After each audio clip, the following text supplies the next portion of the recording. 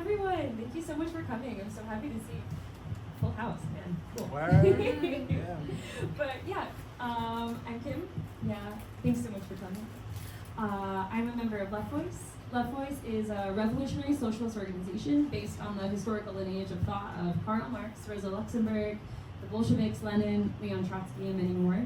We're workers here at Left Voice. We're healthcare workers, we're teachers, we're professors, logistic workers, and more. And we are fighting in the streets, in our workplaces, and with our ideas. As members of Left Voice, we dedicate our time and energy towards a shared goal of smashing capitalism and fighting for socialism.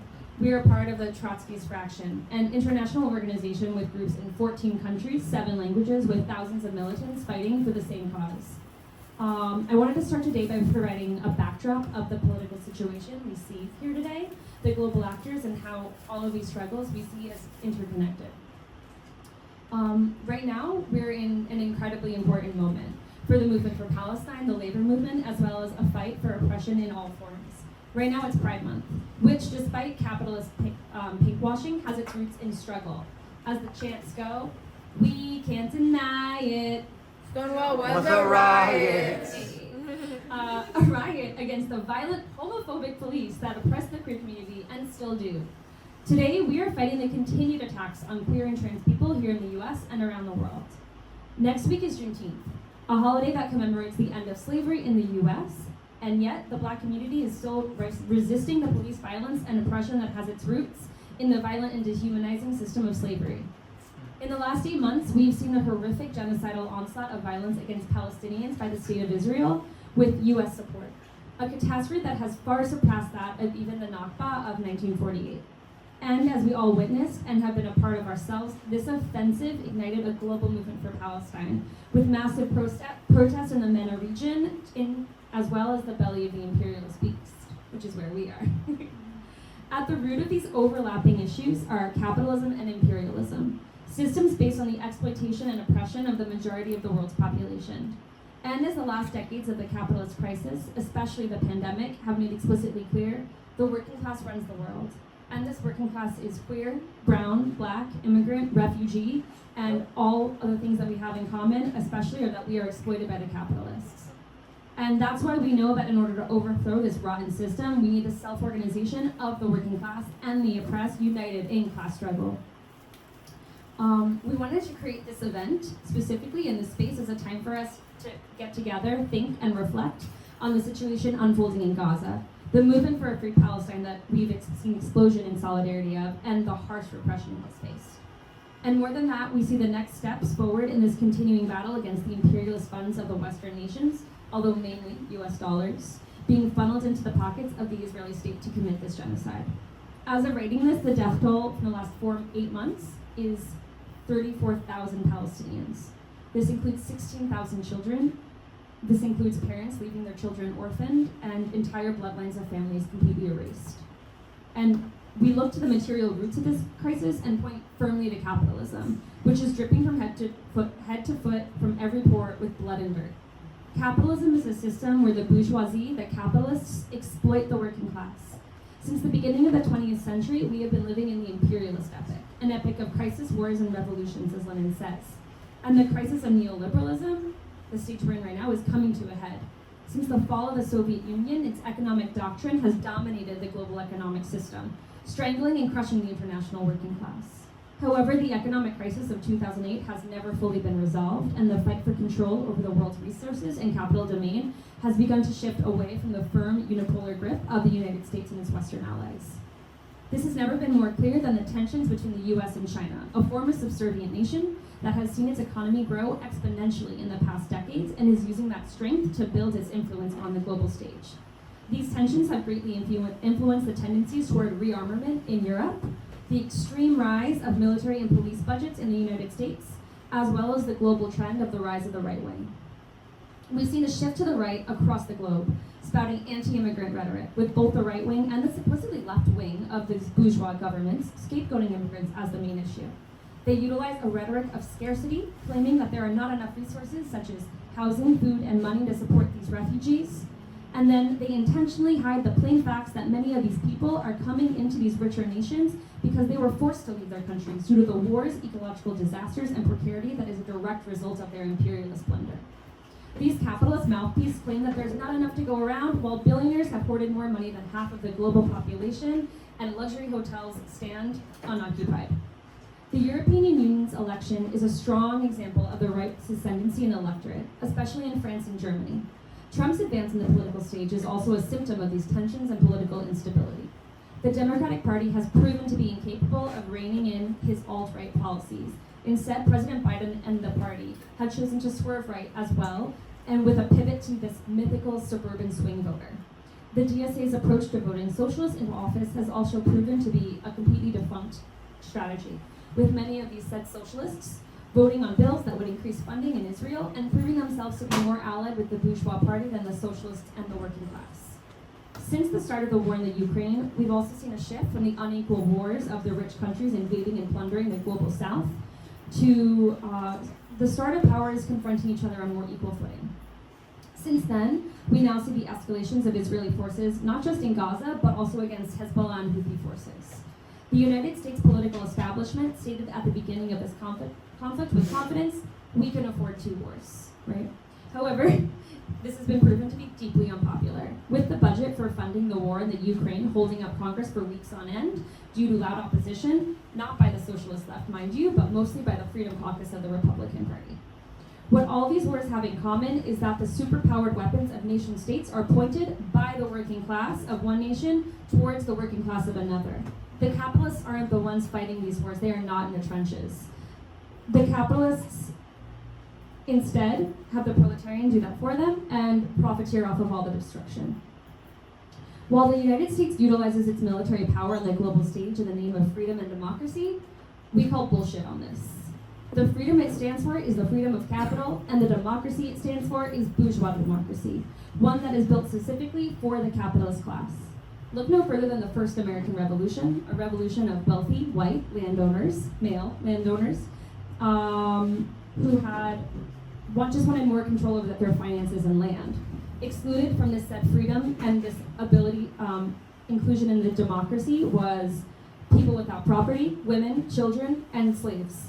That this money and this freedom was built off the exploitation of. And this bourgeois democracy is bipartisan, make no mistake. The Republicans and the Democrats are both fighting for the continued power of the same class. This is why after BLM, almost every single city with a Democratic mayor saw an increase in the police budget. This is why the immigration policies of both parties continue to scapegoat refugees and force them into unsafe and hostile living conditions. And lastly, this is why Trump and Biden both unabashedly support Israel, Netanyahu, and have showcased their deep commitment to the Zionist project of Israel, a space that assures them an ally in the Middle East that can be their watchdog, do their dirty work, all while ensuring a safe haven in a hostile territory that is rich in much-needed oil. As everyone in this room probably already knows, this did not start on October 7th. The Palestinian people have been displaced, killed, occupied, and under siege by the imperialist core since before even the Nakba of 1948. A land without people for a people without land became a much-touted phrase that justified this imperialist project for a foothold in the Middle East, erasing the historic communities that have lived in this area for generations. Between 1947 and 1949, Zionist forces had taken more than 78% of historic Palestine, killed 15,000 Palestinians, and displaced almost 1 million. And this onslaught of violence, settlement expansions, and apartheid rule has only been strengthened since. Currently, the Israeli offensive has turned its attention towards Rafah. The IOF has begun to focus their forces on refugee camps. This small area of land is now a temporary home for 1 million Gazans, all of which are facing starvation, lack of access to healthcare, and lack of access to sanitary and hygienic spaces. And all of this amidst the backdrop of our government bankrolling them. This bipartisan consensus with the Zionist project has led to the establishment wielding accusations of anti-Semitism as a weapon against dissenting voices and forcing McCarthyist policies of isolating and firing anyone who dares speak out. Like Hassan Jabir, a Palestinian American who was honored by NYU Langone Health and used her time to point to the suffering of Palestinian mothers. She was fired the next day. And this isn't purely an American phenomenon, but a problem facing all those that live in the imperialist core or countries that line their fortunes in their favor. Our comrades in Germany have been fighting against a Zionist government that has banned Palestinian flags, keffiyehs, and any pro-Palestine mobilization. In France, anti-terrorist police summoned Anas Kazib, a railway worker, a union activist, and a former presidential candidate of Revolution Permanente, our sister organization, and he was charged with sending out 4 tweets in solidarity with Gaza, denouncing the ongoing massacre. He was found guilty and forced to pay a fine for this. However, amidst all of this, the international working class, the poor and the oppressed, continue to fight in extraordinary ways. We saw organizations such as Jewish Voice for Peace and others put forward their identity as anti-Zionist Jews. They block bridges, Grand Central Station, transit hubs, as well as shared seders with their Arab siblings across the globe in encampments. They reject anti-Zionism being equated as anti-Semitism and declared not in our name, and never again means never again for anyone.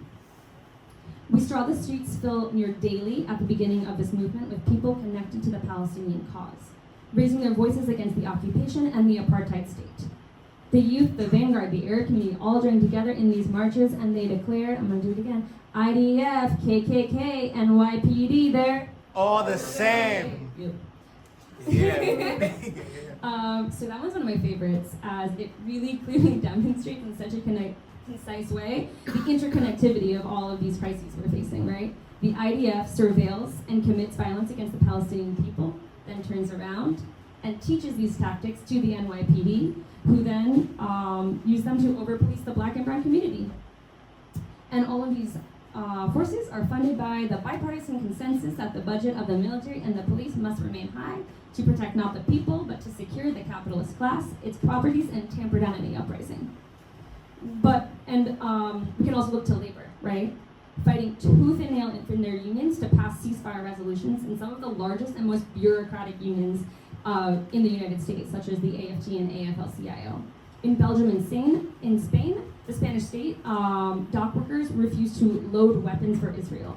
The working class continue to use their labor to fight for their beliefs, and they use this firepower to just shut shit down. And we want to continue to point to these examples and foster the revolutionary courage we need to have in our workplaces as well as in the streets. When we felt burnt out, we saw the streets dying, the students came, right, with the encampments, and they revitalized the movement, I felt it, and created revolutionary optimism that we needed to continue this fight. We can look no further than our own city with the encampments in NYU, the New School, CUNY, and Columbia, the latter two containing many of our own comrades here in Left Voice. Our comrade Tati. Yeah.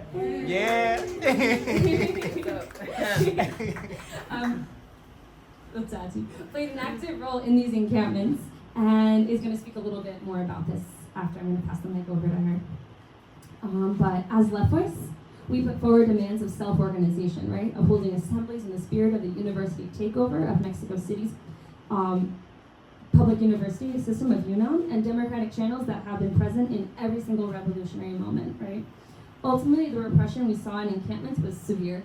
The universities across the nation had called the police on their own students, leading to violent arrests, special forces. We saw fucking tanks driven in our streets, and now young folks are facing felony charges, right? But the international community was inspired by these students in the United States, and they continued the spirit of this movement too. We saw encampments across the globe in the Spanish state, in France, in Mexico, and we still see the revolutionary spirit here today in this room, right? We're gonna pack the courts for those kids that are facing felony charges and facing all sorts of charges from their own schools. And we have this space right now that we're filling, right? This space we are holding, we want to fill with the revolutionary optimism and hope that we saw in the encampments. And we want to create and open a discussion about where we are in the struggle for a free Palestine, but also beyond that, our fight against capitalism, which we see as the root of all oppression, exploitation and misery that is foisted against the working class, right? A space to build community, strengthen our ideas, and most importantly, strengthen our forces for the next steps in this fight, because it's not over. And towards that goal, we think that we need to build a party of our own, right? A class-independent working class party, one that is rooted in the working class with anti-imperialism at its core and a socialist perspective. We hope that this panel contributes to connecting this fight for Palestine, for our fight for socialism.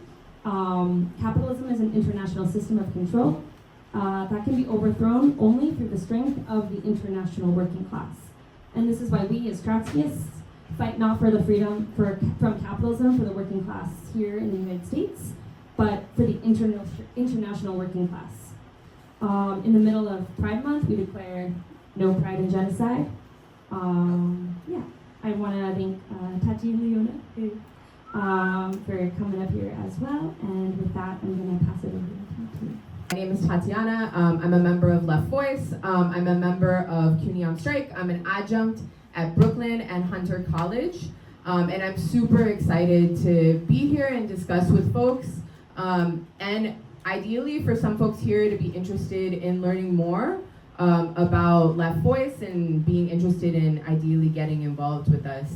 And I want to, echo a little bit about what Kim sort of was highlighting.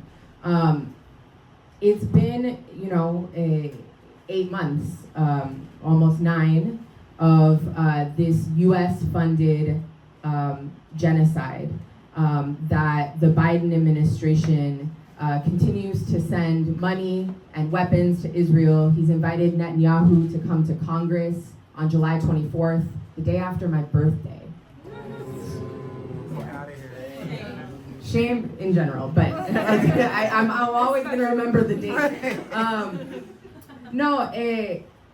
But also I want to say that this brutality and genocide and this disregard for human life, this is really the DNA of the United States and of U.S. imperialism, of both Democrats and Republicans. My mom is Brazilian, and I grew up in a household where my mom would always tell me about growing up in Brazil during the U.S.-backed dictatorship there. And it's in the DNA of U.S. imperialism and U.S. capitalism that are, intertwined to commit genocide, brutality, coups.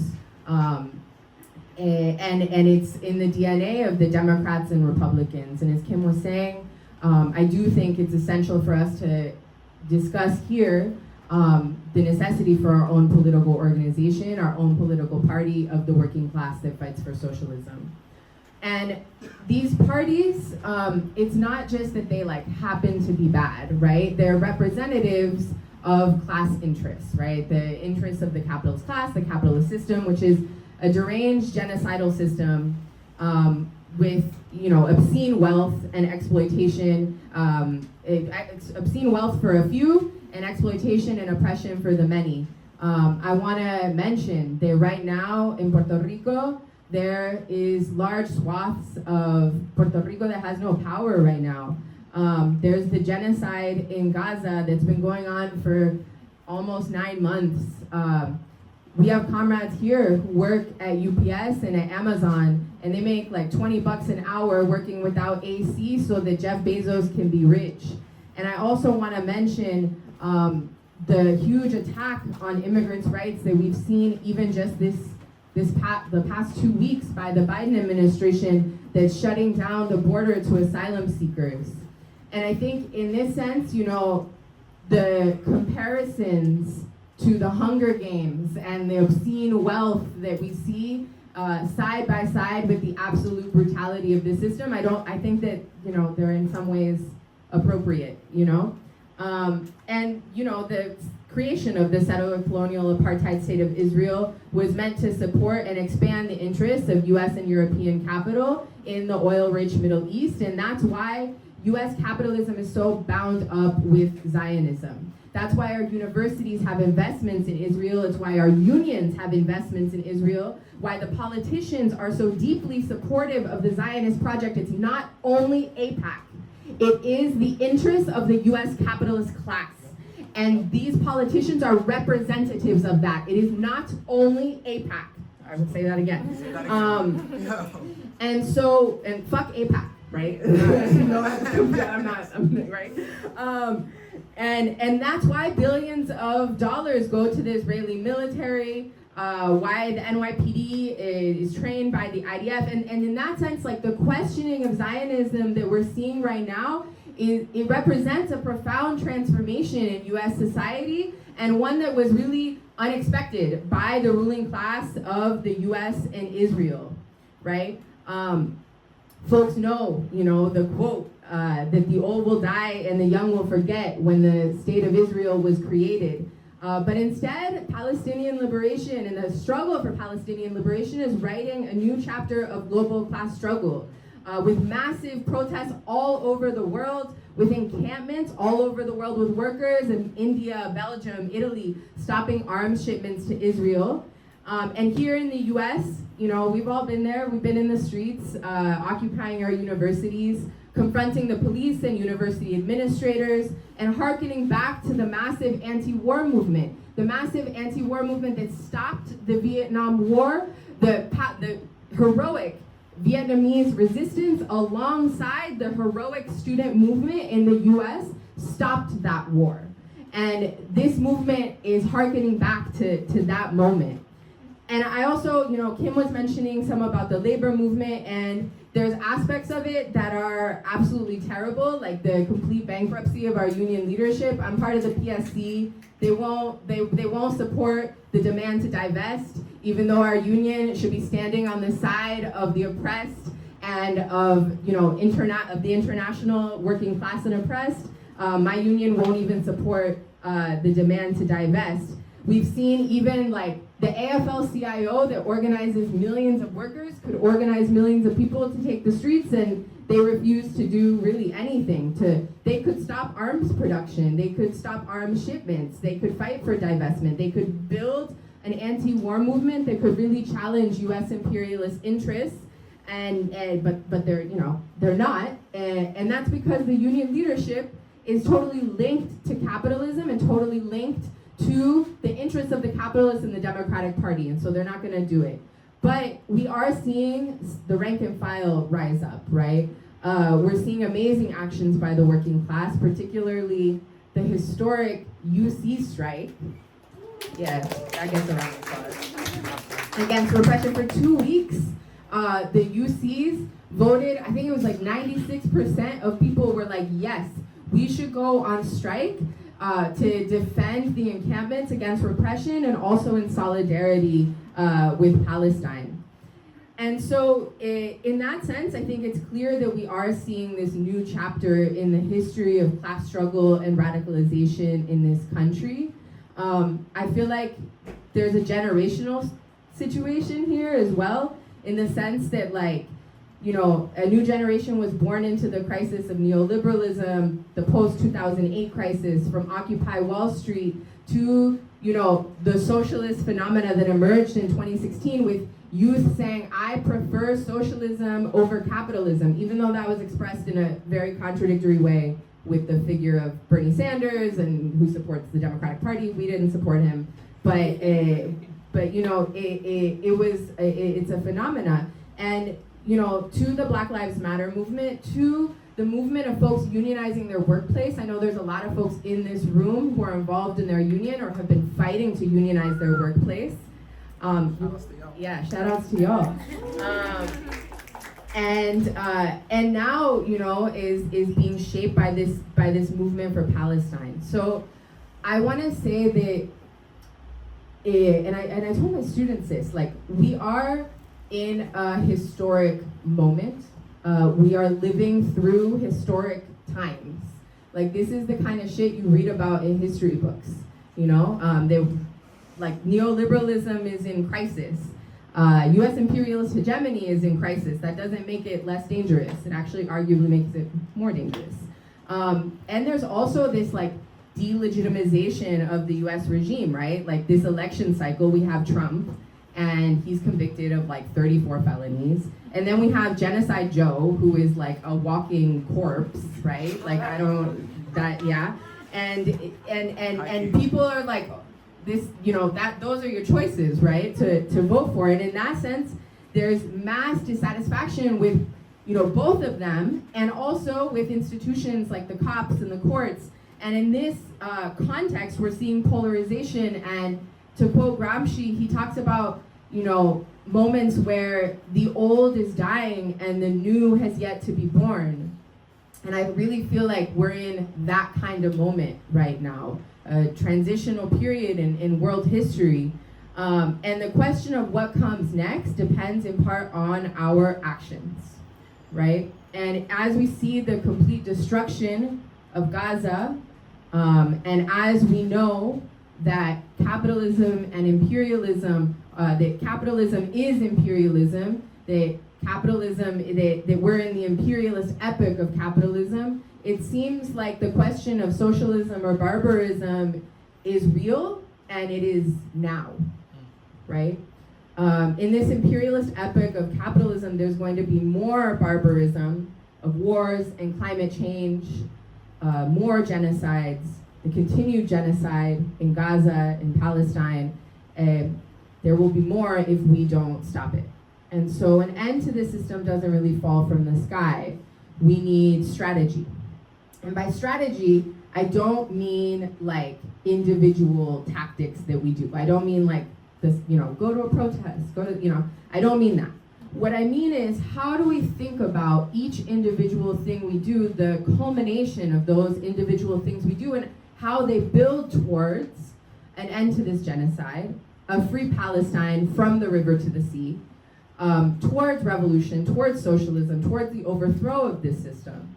And the strategies, and folks were saying, right, like we've been participating in this movement for the last 9 months, and I think that there's a question of strategy for us to think about around the movement and the encampments. And so I want to think a little bit about the dominant strategies and then of the movements, and then I want to think about what would an alternative strategy kind of look like. I think the first strategy we see in the movement for Palestine is seeing encampments and seeing the movement itself as like a pressure campaign, right? A pressure campaign to pressure the university to divest and put divestment on the map, pressure Biden to call for a ceasefire, pressure campaign to give Iran and the axis of resistance more space to negotiate. And I think this pressure campaign, we see it in a bunch of different ways. The uncommitted campaign, which was led by sectors of the Democratic Party with support from the DSA, JVP, and it was meant to pressure Biden into calling a ceasefire. And Democratic Party leaders of this campaign said explicitly, right? They said, we want Biden to call a ceasefire, and then afterwards, we're gonna vote for him, right? Get back on the lesser evilism Democratic Party hamster wheel, right? Like, let's ignore the fact that, the Democratic Party is a party of capitalism and imperialism. And so that was, a part of the uncommitted campaign. We're also seeing the logic of pressure campaigns with a lot of what the PSL does, right? The last weekend, the Red Line action in Washington, D.C., it was meant to pressure Biden, right? Into keeping his promise that Rafah was a red line, right? And that Israel should not have a ground invasion of Rafah. Tens of thousands of people went to DC last weekend. And that's amazing, right? And it shows that people are deeply invested in the struggle against this genocide, right? But I think the question is that this leadership, right, rather than expand its influence and utilize the folks to organize in their workplaces, to make demands on their unions, to organize in their communities, are instead saying, okay, well, we need to pressure Joe Biden. And as Leona will explain, this is actually linked to political support to capitalist regimes in the Middle East. And then I think there's another aspect of this pressure campaign sort of strategy, right? It has to do with like autonomous escalatory actions that we've seen, sometimes, at least here in New York, organized by Within Our Lifetime, that confront the police and get repressed. And I think it's really important, first and foremost, to speak out against this repression, right? And also say, of course, Within Our Lifetime has the merit of not fostering illusions in the Democratic Party. And of course, like, these actions have folks who are very brave, right? But we can't replace small autonomous actions with the need for a mass movement, right? And so in that sense, how can we think about building power from below as opposed to, actions that are meant to pressure, right? And in that sense, autonomous actions, like, without having a revolutionary strategy, sometimes, you'll see a post and it'll be like, everybody over here. And in that sense, we're called to kind of be foot soldiers, right? To show up as fast as you can, instead of building in our workplaces, in our communities, in ways where we could massify the movement. I also think we're seeing a lot of kind of shaming of people who are like new to the movement, which I'm really not down with. Like the AI image of Gaza, I don't know if folks remember that. But to me, really, we should be welcoming people into the struggle, right? Like, yeah, it was an AI image, sure. But the only way we're really gonna build power to free Palestine is by activating a large sector of people, which includes those millions of people who shared that image. And so we have to invite those people into the movement to become more radicalized, right? And I think that like part of what we're also seeing in the movement that I think, you know, all of these sectors have in common is the lack of kind of democratic spaces of decision making, right? How, like, we don't have a lot of spaces to just get together, discuss, vote, decide what we're gonna do, right? And I also think that there's a real lack of thinking about the way the struggle against repression is actually really central to the struggle for a free Palestine. Because the fight against repression, far from being a distraction, is actually central to our ability to get more people involved in the movement, right? And to defend us against the state, right? It is unacceptable that Within Our Lifetime was taken off of Instagram. It is unacceptable that there are felony charges still right now to people who are at the City Hall encampment. And these attacks are actually direct attacks on our ability to fight for a free Palestine. And so in that sense, I think we have to think about the problem of thinking about, you know, pressure campaigns, because also in the end, right, they're de facto two-state. Because it doesn't aspire to organize a force that can actually destroy the Israeli state. Only one that can pressure the United States to have slightly better conditions and slightly better relations, to slightly better politics towards Palestine, right? And so in that sense, it's a politics of challenging a particular imperialist policy instead of challenging the entire capitalist imperialist system. And so what is an alternative, right? And I think our strategy has to be one of building power from below. It has to be one of yanking the most immediate gains we can get, yes, from the capitalist system, but also building the strength for future battles, future gains, future struggles. And in that sense, our strategic vision is based on the idea that the working class has the power to bring the entire system to its knees. Our strategic vision has to be based on the idea that you cannot fight imperialism if you do not fight capitalism. Our strategic vision has to be based on the idea on building an international working class movement that can destroy the Zionist state of Israel and win a free Palestine from the river to the sea, which will necessitate global class struggle, especially and including in the United States, but including regional class struggle that goes against the interests of the capitalist leaders in the Middle East. And so fighting, to me, our strategy has to be to fight for a free Palestine, which means a free socialist Palestine, and to fight for world socialist revolution. And so when we think about the encampments, we can think about, you know, how could we have thought about the encampments if we were to think about them as ways to build power from the bottom, right? We could have used the encampments to act as a physical space, as like a home base for the Palestine movement in New York City.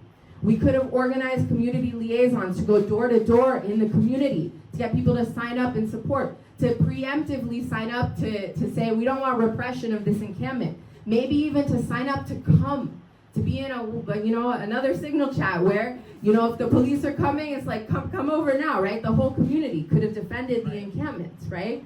We could have created regional or even national coordination for the encampments, right? Days of action, common defense of the encampments, to share resources and bring students and the community in, right? At City College, on Monday night, we had over 200 professors come to the encampment in an assembly. We've been talking about assemblies with CUNY on strike for 6 months now. And we democratically discussed and decided to do a sick out.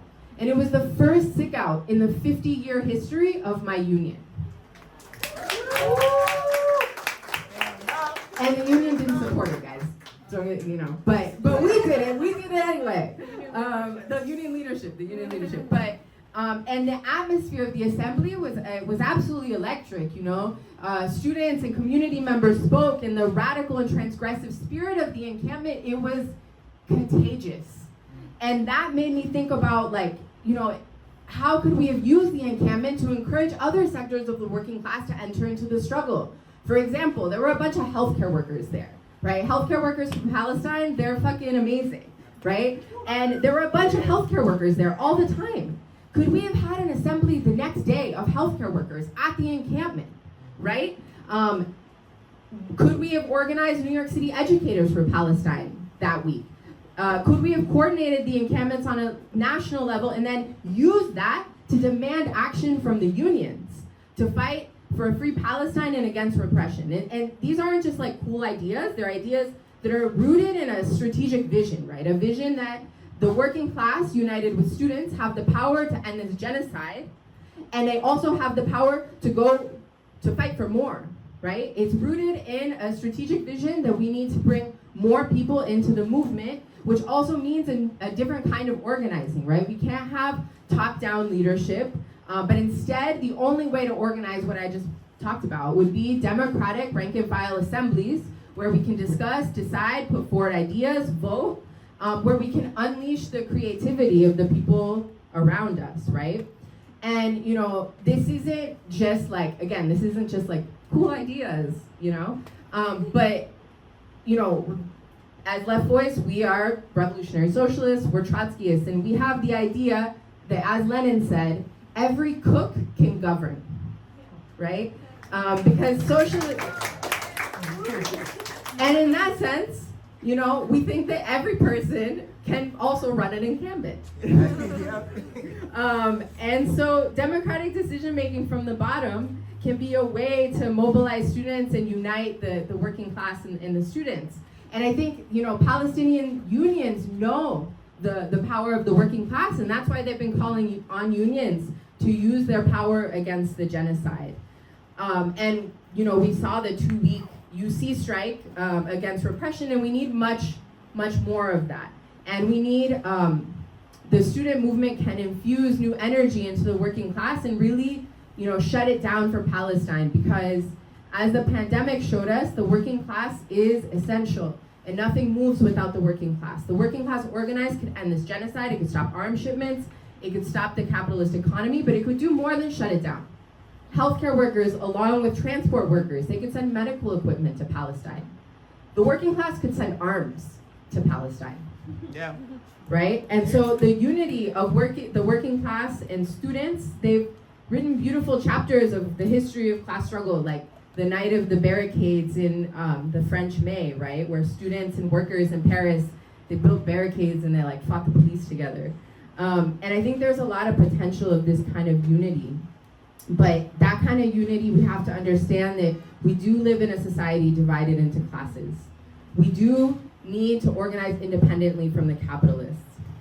And in that sense, there's immense potential to organize from the bottom. We can free Palestine, we can free all of us. And so in that spirit, I think that I want to hand it over to Leona. Leona's going to talk a little bit about, what does it mean to organize, what is the role of the working class in the struggle for a free Palestine from the river to the sea.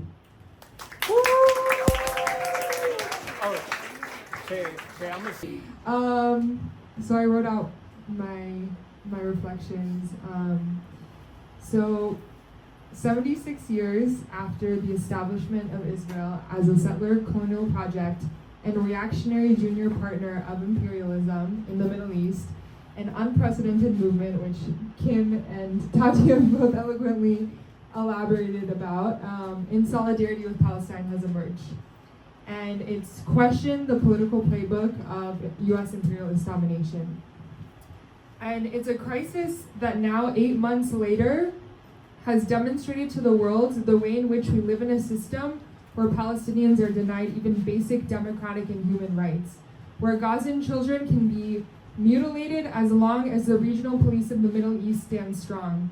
Our regional police that exists in the first place to secure, as comrades have mentioned, important natural resources like oil, to maintain access to trade routes in a region where the East meets the West, and Chinese capital is gaining ground against US interests, and most importantly, a police that exists to keep in place the hyper-exploitation of a working class that has participated in some of the biggest revolts. Actually, I think it was the biggest revolt of our lifetime, the Arab Spring. Arab Spring. This is how imperialism, which is not simply a set of foreign policies or a moral epithet, operates under capitalism. Imperialism is a generator of crises, wars, but also revolutions. Drawing from the revolutionary history of the working class, and especially the working class in the Middle East, we as Trotskyists put forward a perspective for working class internationalism to destroy the rot and misery, the genocides and the sanctions that imperialist oppression and capitalist exploitation offers us. We identify the working class, which includes Black, brown, non-binary, queer, immigrant, Muslim, and Jewish folks, as the strategic subject that can unite and use its strategic power to fight for a socialist society. Contrary to popular belief, Marxist ideas have had a rich history in the Middle East and have been applied to develop strategical reflections that can be relevant to a perspective for a free working class in socialist Palestine. We are not the first to put forward these ideas, and in fact, we draw inspiration from the perspective put forward by Palestinian Trotskyist Jabra Nicola. And actually we have it's like a zine, I think, in the back that talks a little bit more about his ideas. And what Nicola did was apply a perspective of working class internationalism to the Palestinian question, characterizing the deep class contradictions in the Middle East, defending the need for the independent action of workers in alliance with oppressed sectors, and fighting against a perspective that diluted democratic struggles, like the struggle for national liberation, with the interests of bourgeois and petty bourgeois leaderships. So why don't we support these leaderships? The Arab Spring showed on a deep level the incapacity of the national bourgeoisie of the region to realize the democratic aspirations of the Arab masses. Instead, these leaderships played a role in bloodily crushing workers in popular protests in collaboration with US imperialism, which promised important business deals for the local ruling classes. On top of that, many Arab countries have been advancing in the normalization of relations with Israel, which goes to show the way in which the Palestinian question is nothing more than a bargaining chip for the regional bourgeoisie. What then is one of the most important lessons we can draw from, like I said, the biggest revolt of the 21st century so far, which despite its name as the Arab Spring also included protests in Iran and Turkey? To me, the biggest lesson is that the potential for these struggles to take a more progressive path lies in the independent intervention of the working class. In Egypt, for example, the workers of Al Mahala textile factory led a series of wildcat strikes, which also called for the downfall of the dictatorial regime in Egypt. These strikes were led by women who were paid petty wages by Western companies and inspired nationwide strikes in essential sectors such as education, health, transportation, and the ports. By February 11th, 2011, we should celebrate this day, Mubarak's dictatorship was dismantled. In the case of the Iranian Revolution, something similar occurred. The revolution started after oil workers in Iran went on strike in protest of the Shah's dictatorial US-backed regime. The oil workers inspired a general strike across the country that ultimately brought the Shah's regime to its knees. The strike committees from the general strike grew into workers' councils called shuras, and later peasants' councils too. The councils gave the Iranian masses an experience with direct democracy, the ability to make decisions about how our struggles should move forward, as Tati was just talking about, and how society should be run. This was similar to the Soviets that formed before the Russian Revolution and point to the need for a democracy of the working class and oppressed. The process in Iran was so deep that the US was afraid of a workers' revolution, and this was in the context of the Cold War as well, and brought in Khomeini's bourgeois regime to squash the revolution. Indeed, the current Iranian regime, for all its rhetoric, came into power with the consensus of imperialism, especially US imperialism. The regime's anti-West rhetoric, which gave it an anti-imperialist veneer, inspired thinkers like Foucault to support the theocratic regime. The basis of the ideology of the Mullah's regime was rooted in the text of Ali Shariati, which was known to be Iran's Fanon. But ultimately, these sectors were convinced that the reactionary Iranian regime, which was also a bourgeois regime, was a progressive alternative. Khomeini quickly destroyed the Shuras and murdered thousands of youth, workers, and oppressed people, like the Kurds.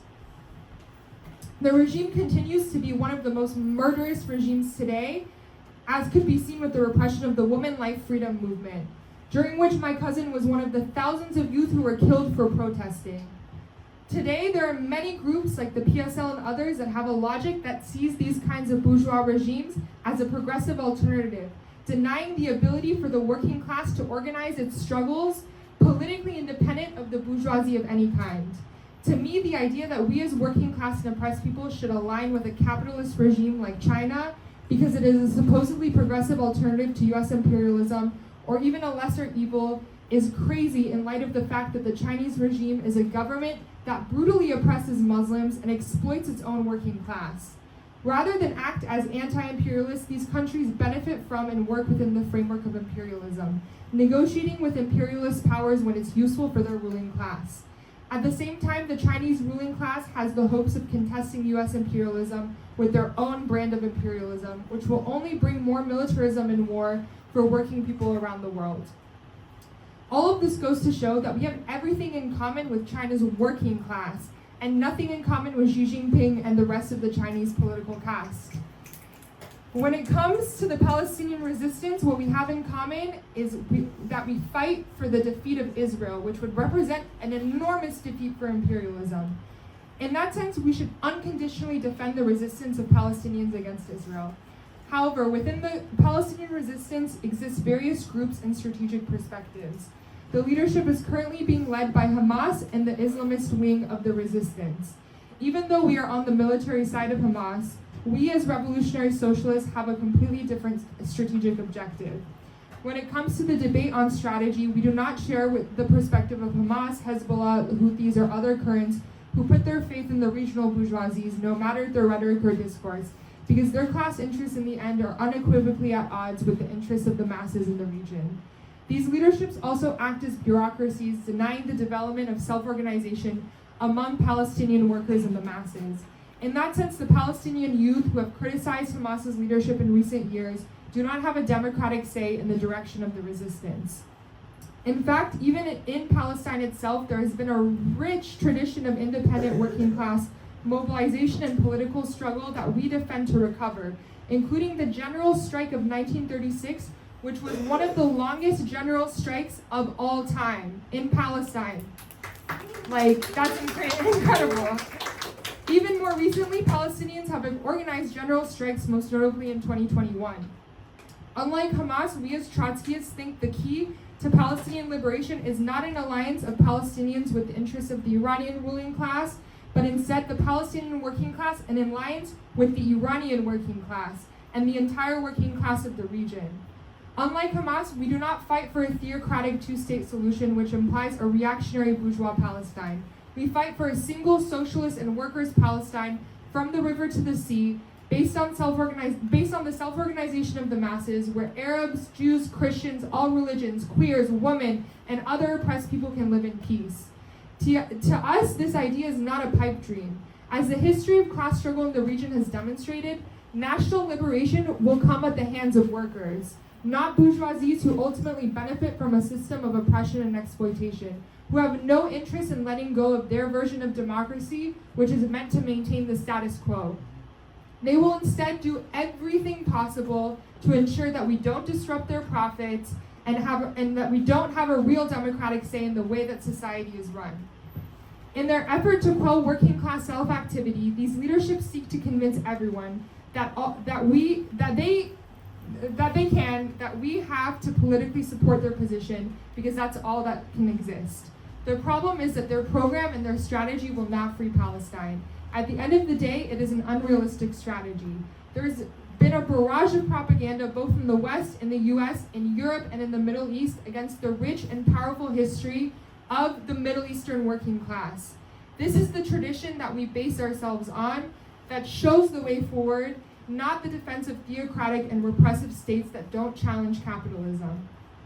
A socialist Palestine where we can reclaim the means of production, redistribute wealth and resources, and prioritize the needs of marginalized and oppressed people offers a vision of genuine self-determination and collective empowerment, where the Palestinian people, irrespective of their background or identity, can fully participate in shaping their destiny.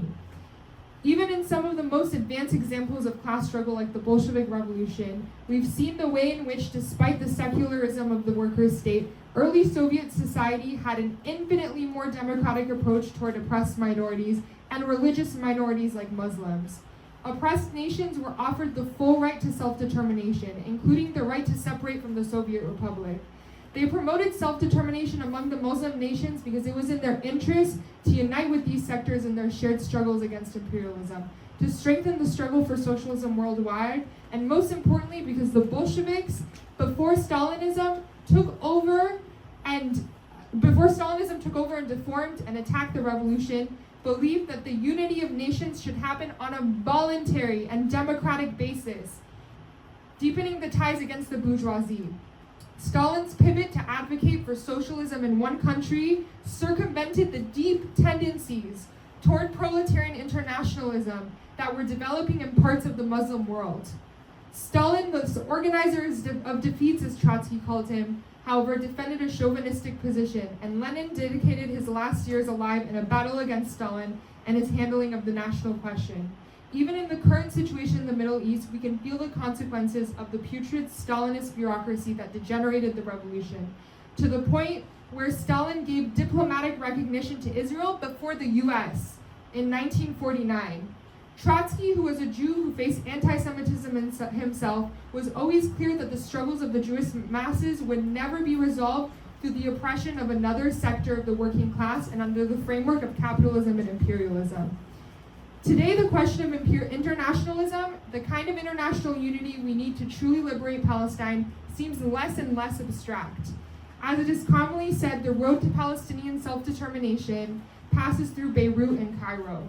On the one hand, because the Arab masses that live in these kinds of cities understand that they too are subjects of imperialist oppression, whether it's due to the precarity or the horrible standard of living that's perpetuated by imperialist exploitation. A precarity that's so deep that it triggered the self-immolation of a young worker in Tunisia, which pushed masses in 22 countries to rise up at the beginning of the Arab Spring.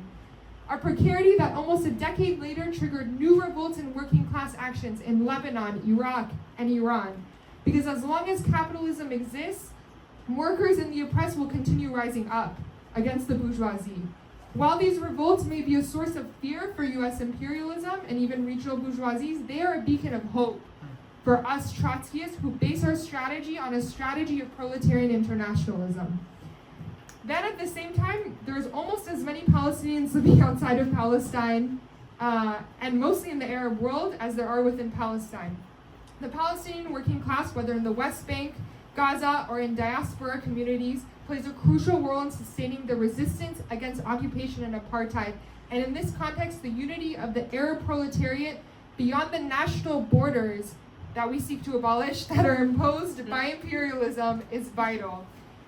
Elsewhere in the world, we're seeing, as comrades have said, a new generation of youth tirelessly mobilized for Palestine because, as we've been saying, no one is free until everybody is free. The Palestinian cause resonates with and unites oppressed people globally, from indigenous communities fighting settler colonialism to marginalized groups battling systemic injustice.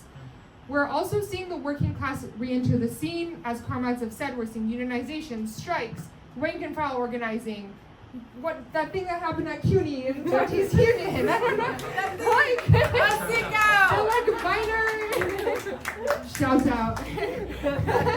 Workers not only mobilizing for economic demands, but also political demands, like the struggle for queer liberation, the Starbucks workers that we just talked to in a previous event, who are fighting for Palestinian liberation too.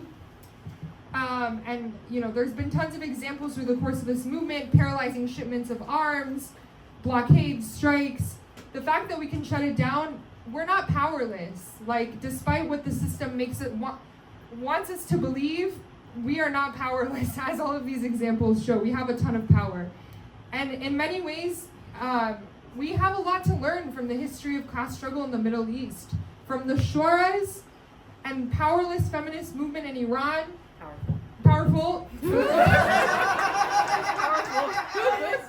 Like, it's on my phone. I think they're powerful. Like, that was, anyways. We want to hand, and also the women workers in Egypt, shouts out, who dismantled the dictatorship, low-key. But in order to put forward our perspective, we need to organize ourselves politically. We need to fight for a political organization that fights against, instead of alongside, the Democratic Party like the DSA and the chauvinistic labor bureaucracy in this country believes. In fact, we have zero illusions in standing shoulder to shoulder with Genocide Joe, as AOC and Sanders do, with smiles on their faces. We stand shoulder to shoulder with workers here and around the world. We fight for the Palestinian resistance to adopt a strategy rooted in self-organization and working class internationalism. We fight for the multi-ethnic unity of the workers and oppressed across the Middle East against the divisions of the leaderships and pessimism of sectors of the left who think Jewish and Muslim workers cannot overcome their divisions and fight for their shared objectives. We fight to recover the experience of Trotskyists in the 30s who organized Jewish and Arab workers against imperialism. Finally, we believe that the struggle against Zionism is tied to a struggle for socialism. Zionism is a product of a system that is rooted in oppression to maintain the interests of imperialist capital.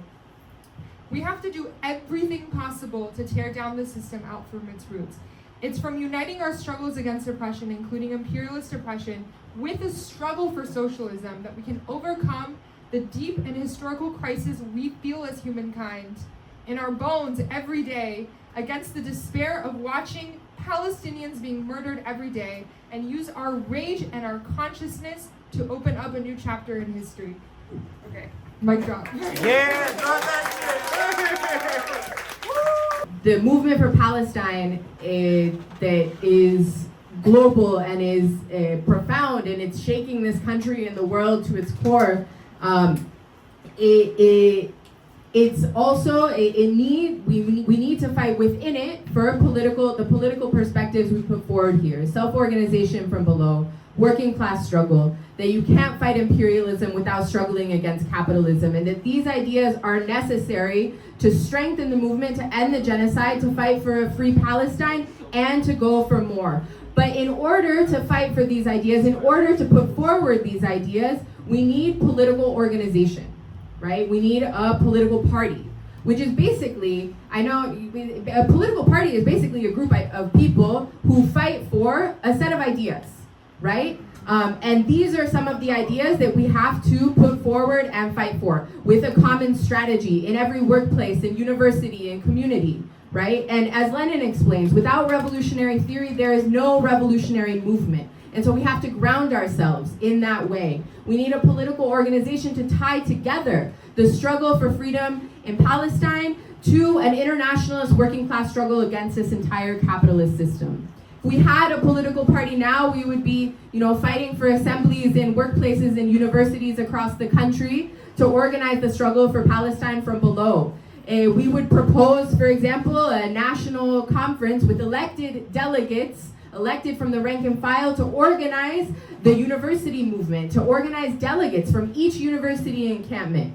We could organize in each workplace against the union leadership with the goal of work stoppages and strikes for Palestine.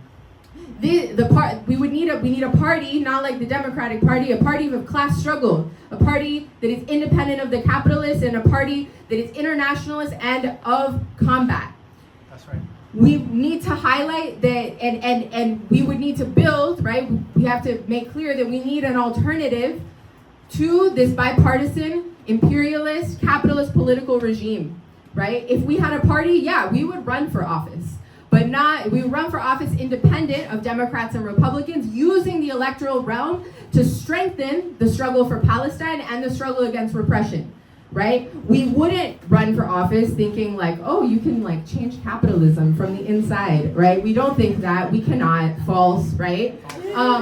But what we can do is use elections to strengthen the struggle against both parties, to strengthen the struggle for Palestine, to strengthen the struggle for the global working class.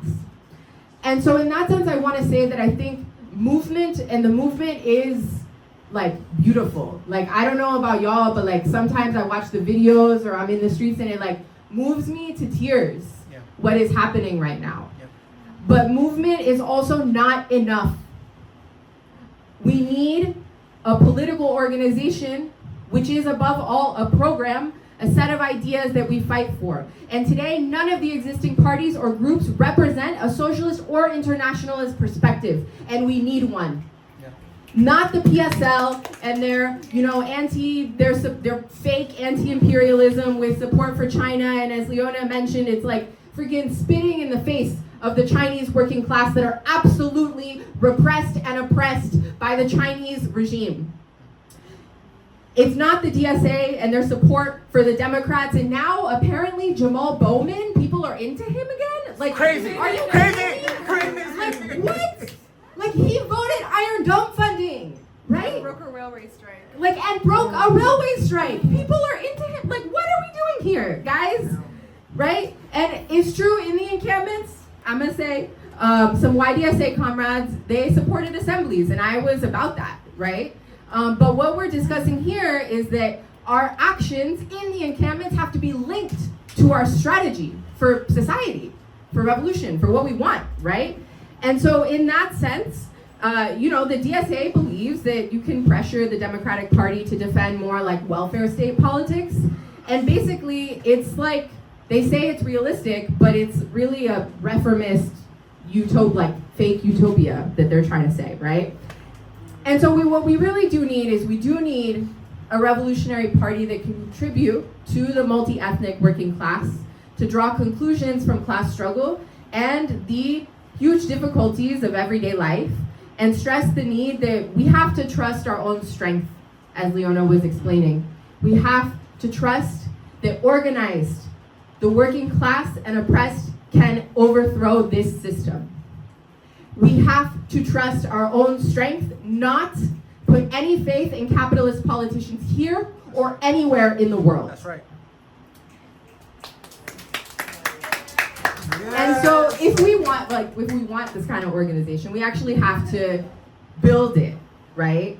And so to say a little bit, like, that's part of what our sort of strategic vision of what we're trying to do with Left Voice is. We're under no illusions that we are a revolutionary party. We are not. We're a small group of people who stand for and fight for revolutionary strategy and for revolutionary politics in dialogue and in relationship with the vanguard of class struggle, right? We put forward these ideas on our publication. We put them forward in struggle, and y'all know we be in struggle. Right? Whether it be like we got folks here who are at the Columbia encampment, folks from the CUNY encampment, we got the Red Snare, they play the drums in the streets. We got, comrades in Detroit, shout out, they're on Zoom. They organized, helped organize Detroit Will Breathe, which is an organization that came out of Black Lives Matter, based in democratic decision making for the Black Lives Matter movement in a very important historically black city with a very strong black proletariat, a very important black proletarian history. We have comrades here who are working on unionizing their workplaces. So that's all to say, as Left Voice, we believe that we need to be part of the struggle. And we participate wholeheartedly in the labor movement and social movements, in the struggle for a free Palestine. We don't believe in yelling from the sidelines. But in those movements, we have to fight for a revolutionary perspective, and we have to put our energy behind building a working class party that fights for socialism. And we don't think that just if we add a few people to Left Voice, we're gonna be the revolutionary party. We don't think that either, right? We think that we can contribute to the development of a revolutionary party that's gonna not come from adding a few people to Left Voice, but rather from major phenomena of class struggle, from fusions, from splits, from the alive movement of struggle, right? But But also, we don't believe that we should use all our forces just at the national level. We think we have to build an international organization, right? Workers of the world unite for reals. And in that sense, we, want to build an... Did you just cover your face when I said that? She did. It was really bad. Anyway. I like it. Okay. And so we are part of an international, and we believe that we have to build an international program for socialist revolution. And, the seeds of that, we are part of the Trotskyist fraction, which is represented in 14 countries. And we've been in the struggle for Palestine, right? In Argentina, our comrade, Miriam Bregman, it's crazy. In Argentina, we're like, we get to be on the presidential debate stage, like next to Milei, like for real, like on TV and all that shit. It was crazy. And the debate was on October 10th. And on the debate stage, Miriam was like, yeah, Israel is a settler colonial state. And basically, as a result of that, she was burned in effigy in the streets of Buenos Aires by the Zionists. I think that's really important to kind of show the way we have to engage in the movement and not be scared to put our political perspective out there. In France, comrades mentioned, we have our comrade Anas Kassib, who's a railway worker, revolutionary socialist, ran for president, and he was charged with supporting terrorism for speaking out, and also now he's running for the French parliament, because that whole thing happened in France and the far right advanced and now there's elections. Anyway, he's now running for Congress, but his family is from Morocco. He, is putting forward the ideas that we're putting forward here, right? Some of you probably met our comrade Toño, who is from our sister organization in Chile. He's the president of the Starbucks Workers Union there. And with the method of rank and file democracy, they voted solidarity and support for the struggle for a free Palestine and against genocide. And they've organized actions as rank and file baristas in Chile. And we have comrades in Mexico, Brazil, Bolivia, the Spanish state, that in Brazil, oh, I already said that. My mom's Brazilian. Who are also participating in the movement, right? And so just to kind of move towards wrapping up, and then I'm going to be curious to hear what folks have to say. Our struggle is international, right? And our struggle for socialism is international.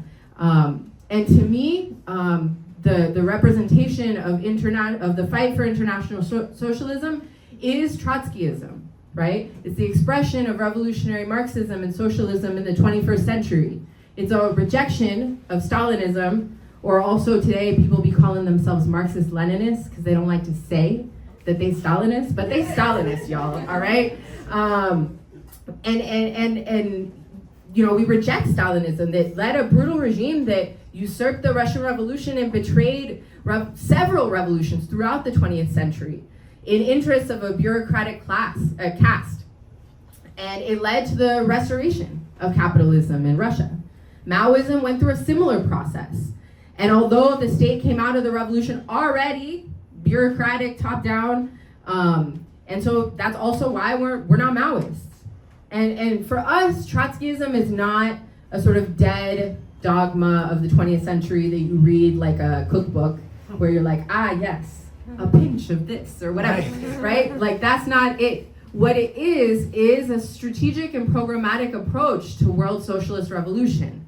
And it, in that sense, is a guide and a strategic perspective. And so we want to, invite folks to discuss Trotskyism with us, as well as like what we mean when we talk about socialism, right? And just to end, I want to reiterate that we are living in historic times, and I want us to feel the weight of that, right? That we are living in historic times, a historic decline in U.S. imperialist hegemony, a historic crisis of capitalism, and yes, historic class struggle. But we are also running out of time because of climate change. And so for me and for those of us in our international, and I know many comrades here, like in this context, our lives find meaning and purpose and joy and comradeship in being dedicated to fighting to end this whole system and fighting for the kind of world that we could have, but we don't because of the system that we live in. To fight for a world where Palestine is free, where there's no genocide, to fight for a world without borders, without cops, to fight for a world where we can, where we've expropriated the capitalists and we can discuss and decide democratically, what are we gonna do about climate change? How are we gonna solve it? How are we gonna manage it? How are we gonna run our universities, our subway systems? How are we gonna run society, right? But also, to me, socialism would be an incredible explosion of creativity, of poetry and beauty. And I feel like that we have to hold that alongside the absolute horror that we're witnessing right now. And I want to invite folks to discuss with us, to discuss towards the perspective of building a revolutionary organization, towards the perspective of joining our international, of joining Left Voice, because even though things are very bleak and very terrible,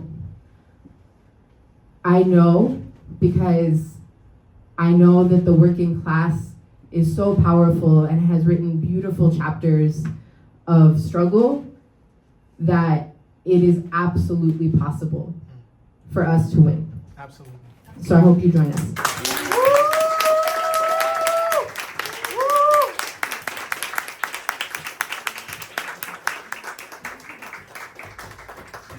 With that said,